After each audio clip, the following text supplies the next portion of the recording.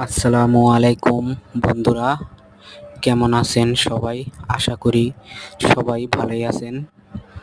দেখতে পাচ্ছেন বন্ধুরা, ওই যে লোকটা ভিক্ষা করে, ওনার গাজীপুরে বাড়ি আছে, ভাড়া পায় প্রায় 1 লক্ষ টাকা। তারপরেও উনি ভিক্ষা করে চলে, কিন্তু এগুলি ঠিক না।